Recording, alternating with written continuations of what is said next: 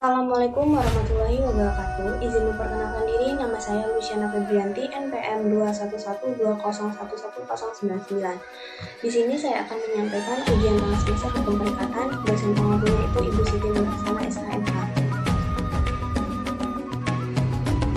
Tema yang saya bawakan itu yaitu bentuk, klasifikasi, dan asas-asas perjanjian. Yang pertama ada bentuk perjanjian. Bentuk perjanjian itu dilihat dari bentuknya itu ada dua. Pertama ada perjanjian tertulis dan perjanjian tidak tertulis. Perjanjian tertulis adalah perjanjian tangan yang ditandatangani oleh para pihak. Sedangkan perjanjian tidak tertulis yaitu perjanjian yang dibuat secara lisan oleh para pihak. Selanjutnya itu ada klasifikasi perjanjian.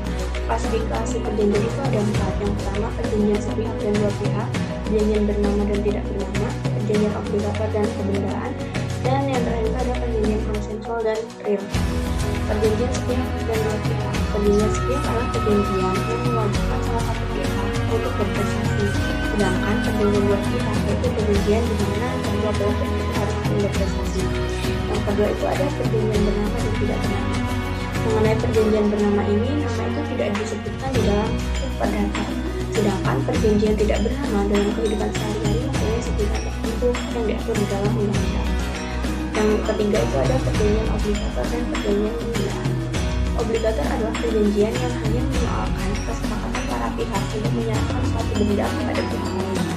Sedangkan perjanjian kebenaran adalah di mana seseorang menyerahkan haknya atas suatu benda kepada orang lain atau suatu perjanjian yang membebankan kepada pihak untuk menyerahkan benda tersebut kepada pihak lain. Yang keempat yaitu ada perjanjian konsensual dan real. Konsensual adalah perjanjian yang dilakukan oleh dua orang atau lebih, di mana bila mereka telah mencapai persesuaian kehendak maka akan untuk melakukan perikatan. Sedangkan perjanjian real adalah perjanjian di mana keterkaitan mereka ditentukan bukan karena konsensual, tetapi setelah dilakukan pemeriksaan.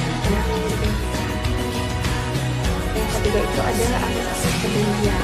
Asas-asas perjanjian itu ada 5. Yang pertama ada asas kebebasan bersyarat diatur di dalam pasal 1338 ayat 1 Hukum Perdata.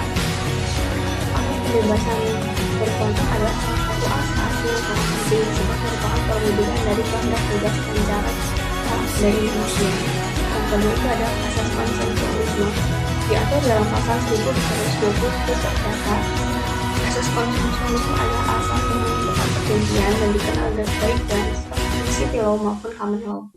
Yang ketiga itu ada asas fakta sum servanda, adalah asas yang menentukan bahwa hakim atau pihak ketiga menghormati dan intervensi substansi. Yang keempat itu ada asas perjanjian atau itikat